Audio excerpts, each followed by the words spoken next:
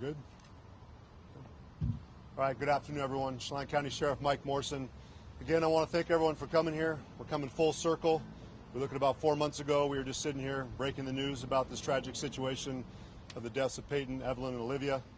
And today I stand before you again with news that we have received our DNA results back from the Washington State Patrol's crime lab from the items that were recovered last week. That would be the clothing and also the human remains. We are glad to say that those remains do come back as a positive match for Travis Decker. Office, all of our federal partners, that we can finally bring a close to this dark chapter of Chelan County. Certainly pay respects to the deaths of Peyton, Evelyn, and Olivia. We wanted to show honor to them, let them know that we never forgot about them. We haven't forgot about their family. To Whitney, we apologize that it's taken this long to get the closeness and the closure that we are looking for in this case, but I hope that you can rest easier at night knowing that Travis is accounted for. He is deceased. Our DNA results confirm that, and this will bring a close to our case. I want to thank our detectives, our investigative unit, for the amount of time, effort, and just overall sacrifice that they put in. They never relented on this case. They remained focused, and they made sure that, number one, justice was served, and most importantly, the law prevailed in this situation. We appreciate all of our federal partners, the FBI, the U.S. Forest Service, the U.S. Marshal Service, who will come up and talk after me, and then we'll take questions after that. We also had our partners at the Criminal Investigation Division, Border Patrol with their BORAT team, and also their BOR-STAR team. We couldn't have done this by ourselves. We're a medium-sized agency, as I've said throughout this process. We appreciate our federal partners standing up alongside of us, assisting us. We appreciate the Washington State Patrol. Specifically, I'd like to give thanks to operational psychologist Stacy Gutchett and her work and her forensics analysis of Mr. Decker that assisted us in our fourth search, pointed us in the direction of Grindstone Mountain, an area of interest that we wanted to search, and her insight and guidance led us to an important area to search where we did eventually locate Mr. Decker. Again, we couldn't have done this by ourselves. I want to thank the King County Sheriff's Office, the Snohomish County Sheriff's Office, the Spokane County Sheriff's Office for also coming alongside of us, allocating their air assets to us. We could not have done it by ourselves if we had not had the rappelling capabilities that we had from the helicopters. Again, we would have struggled. They would have taken months longer, and we're thankful for that. But most importantly, to our community, thank you. Thank you for supporting us, being patient. We wanted this wrapped up within the first couple days. We knew it took months. We knew that you sat on edge as we were also stressed out about this situation. But again, you never wavered your support from us. We're grateful for that. We haven't forgot it, and we hope that you can also rest easy at night knowing that Mr. Decker is accounted for. Unfortunately, he's deceased. To his family, my condolences to you. I understand this could be your brother, your son, your family member. We never wanted any harm to come to him, but unfortunately the circumstances are what they are. He succumbed to whatever injuries those were. We're going to hear back from our coroner's office, the medical examiner, if they're able to get a cause of death or a time of death. But we appreciate them also working with us, working closely with us, and also being respectful of those remains as we found them. We will hand them back over to his family when the time is appropriate. But we just thank everyone that has come alongside the Chelan County Sheriff's Office, the media, who's also been here assisting us as we've kept Mr. Decker's face out there in public. I know at times a lot of the citizens, not only here in Washington State but nationally, were wondering when are we going to get closure to this case. Again, we needed the media to do this. We needed them to keep their face out there so we could have Travis, if he was out beyond our borders, at least under some pressure. But again, fate had what it was. We were able to locate him, and again, we appreciate it. I'm going to let the U.S. Marshal Service also present. They've been alongside us from day one. We appreciate that partnership, the resources, the finances they put into this. We couldn't have done it without them. Same with the FBI, but the Marshal Service really took on a heavy burden for us, overseeing the search efforts, while our detective investigative units went and focused primarily on the investigation, knowing that we were getting ready for a criminal trial. This was a triple homicide. We never lost sight of that. This was also a kidnapping. We never lost sight of that. Before I conclude, though, I also want to make sure that I pay thanks specifically to the Wenatchee Police Department, Detective Hewitt. If it had not been for his tireless effort, the days coming up to Monday when we jumped into this investigation, we would have had 2,900 square miles that we've had to search without any real guidance. His efforts, the Wenatchee Police Department, their investigative unit, certainly gave us a leg up to be able to track them down, get to the site quickly. We thank Deputy Mike McLeod for his quick work in finding that campsite. But again, not only nationally with our federal partners, state partners, but regionally we had help with the Douglas County Sheriff's Office, East Wenatchee Police Department, Wenatchee Police Department, but specifically I want to make sure Detective Hewitt was recognized for his efforts, his work. He certainly gave us everything we needed to jump into this investigation and get there quickly, and they continue to stay beside us, talking with Whitney and the family, making sure that they were talking with them as we were focusing on the investigation. So I just want to make sure I said thank you to them as well. I'll let the Marshal's office speak, and then after that we'll take any questions you have. Thank you. Thank you, Sheriff. Jerome Brown with the Marshal Service. I'm based out of Spokane, Washington. I'm the supervisor for the task force. The first time I spoke before this podium, I promised you that we would not stop until we found the fugitive. My job and my team's job is to find the fugitives using the Rapid Advancing Manhunt Program, which we did, along with the help from the partners that was mentioned from the sheriff already. There's numerous to mention. I'm not going to go over the list again, but without the community, which is what this truly is about, law enforcement community, family community, community members that are out here present, without all of you, we could not have done this. This is a team, truly team, family endeavor. That's why this was successful. So remember that when you go home, that we were supported with food, roofs, things when we needed them to accomplish our mission as a law enforcement community. You helped us and supported us in that endeavor. That's why we are successful. So, again, thank you to everybody, and I'll go into questions unless Sheriff has something else. Sheriff, are you able to talk a little bit, if at all, I know it's very early, about how he died or when he died? We're going to leave that up to the coroner's office. Coroner Harris has already confirmed that they're doing the best they can with their medical partners to determine if they can determine a cause of death and also how long he had been deceased when he was out there. Again, we understand that process takes time. We did not get full remains. We have gotten majority of the remains back. But again, that's a process, and we're hoping that they are able to determine that because we know that some of the community wanted to know. But as of now, we don't have those answers. Sheriff, were there any clues to try to figure out whether he had been on the run all this time or if he went straight to Grindstone Mountain?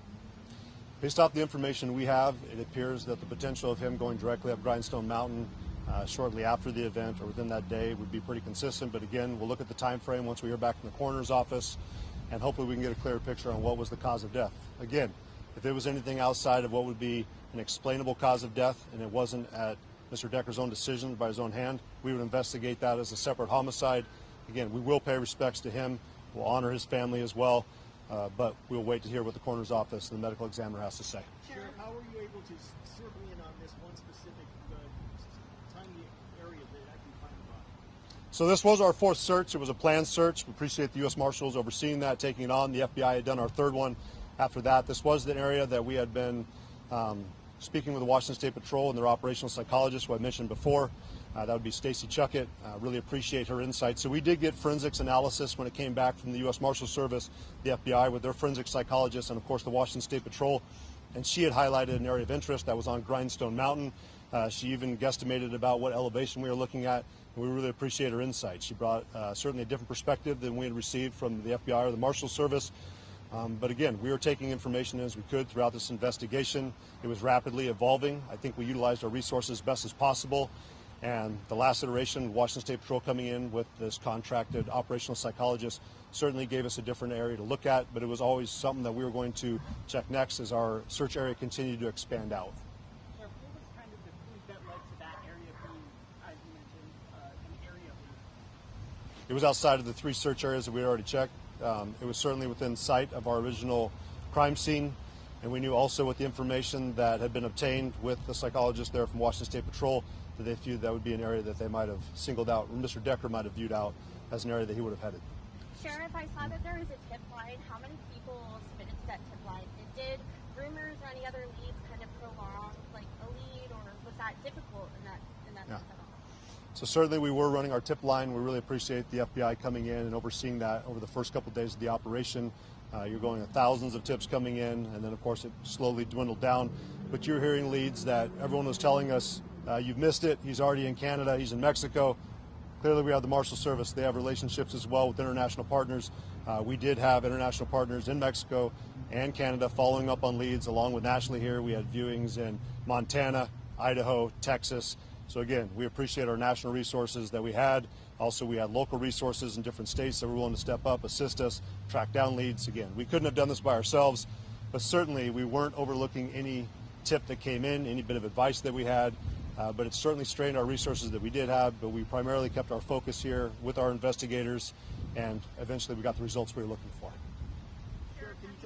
how with Whitney and kind of walk us through how the family is coping at this time. We know that this has been a tragedy that's devastated the entire community. Yeah, so I have been in touch with Whitney. We've certainly tried to respect her privacy throughout this process. We know that she's grieving, the family's grieving. We've told her that we will share information that she feels appropriate. We had a general idea. I'd like to thank Captain Chance with Wenatchee Police Department. He really was the point of contact primarily with the family. But when we did have press releases that came out that I felt would be more shocking to the conscience, we did try to communicate that with her so she wasn't taken back by it. But we understand no matter what, this is not going to bring Peyton, Evelyn, and Olivia back. If anything, we just hope that maybe she would sleep better at night. She wouldn't be looking over her shoulder. But we understand nothing we can do is going to reverse this travesty and bring her daughters back, which we feel for that, but we certainly have done everything we can to be supportive of her and respect her privacy and keep her informed when she needed to be.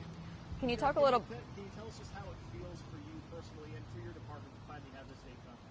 My focus is more back on my agency. I understand that a lot of our deputies have taken a huge toll when they're sitting there on the crime scene for hours on end. Our detectives are having to read through these reports, the fine details of the case that no officer in his law enforcement career should really have to read through. So I certainly am focusing on them, making sure that they have the support they need with psychologists, critical incident stress management, peer supporters.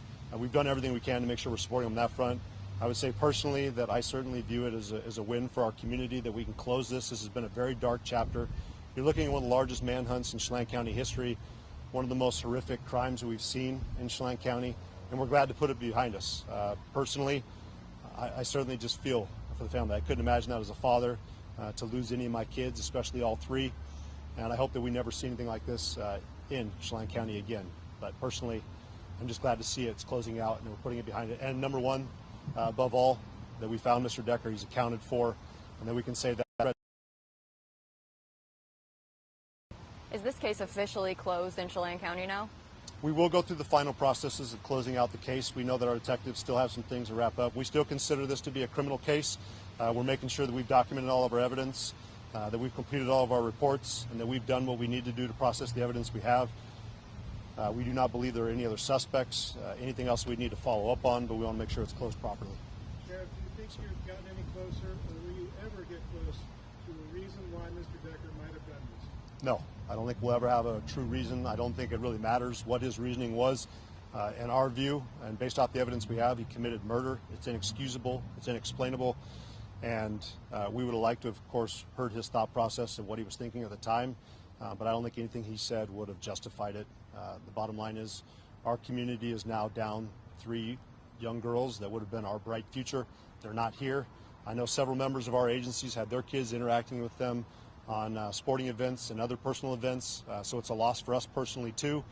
We recognize that those girls are gone for their family. They're not going to be able to enjoy birthdays, other memories, first dances, first sporting events, even first jobs. So I certainly feel for them. I understand that is a huge loss, and I certainly will be sending my prayers towards them, hoping that they can find some kind of closure on this. Can you speak to the state of the remains? You touched on this a little bit last week, but did the crime lab give any indication about why it may have been particularly difficult to test any of these samples? Was it because of the state of the remains? No, I would say the biggest challenge to the results was me, personally. I requested more than they're used to. I appreciate Chief Batiste and his team being flexible and willing to adjust. I did not want to take any chance of just coming back with samples from the clothing. I wanted samples from the remains that were also located there. I know this was an unusual request for the State Patrol. I appreciate them humoring me on this, but we also want to make sure we shut down conspiracy theories. Mr. Decker did not bring anyone else up there and leave the remains behind. This is Mr. Decker's remains. The clothing matches, the remains match. That is the end of the conversation. This is why we asked them to take their time, test more samples. And again, I have to follow the lead that our detectives did. They've been thorough by the book and have not rushed any process through this. So when we're making this request to the Washington State Patrol, I understand that it took more time, but I certainly have to follow our investigators' leads and say, go the extra mile, don't rush this investigation and make sure it's closed out properly. I think we did that. Though it was frustrating to our community, I understand that, and to others, the Sheriff's Office did exactly what it was supposed to do. Is there any specific estimate of how many personnel of all the agencies worked together throughout this entire process? I would say hundreds. In the search alone that the FBI coordinated, we were over 100 personnel that were on the ground searching, in addition to the amount of money that each agency has contributed. Had the Chelan County Sheriff's Office and the Chelan County government itself had to absorb the cost of this, it would have bankrupted our county. So thank you to the FBI, thank you to the U.S. Forest Service, thank you to Border Patrol, thank you to the Marshals, thank you to every single municipality and county agency that came out, contributed funds. Again, we couldn't have done this by ourselves, and I've heard you spent a lot of money. I guarantee if it was your kids, you would ask me to spend the same amount of money.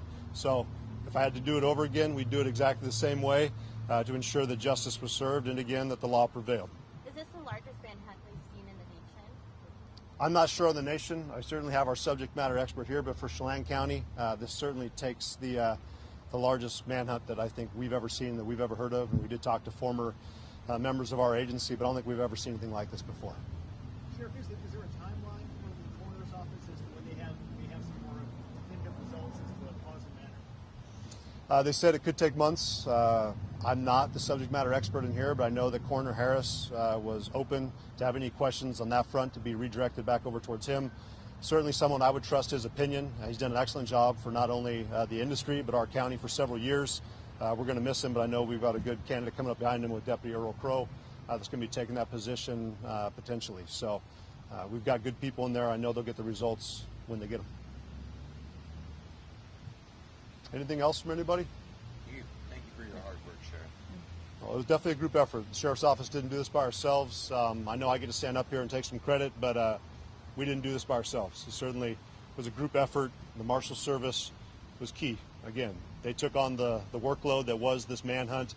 The FBI was certainly pulling every string they could behind the scenes, getting additional resources. If we hadn't got the additional funding for that third search, I get that we didn't get the results we wanted to, but we certainly did everything and was showing that we weren't willing to give up.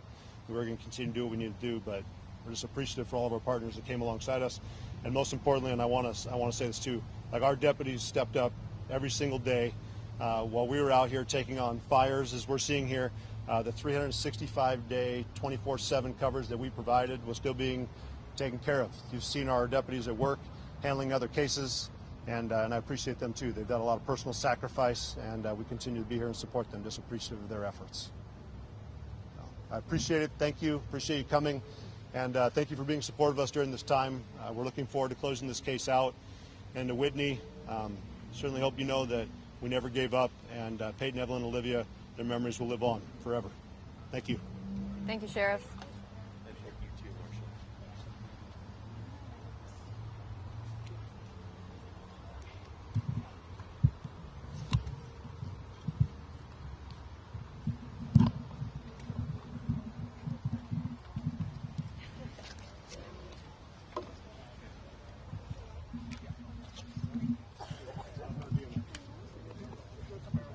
All right.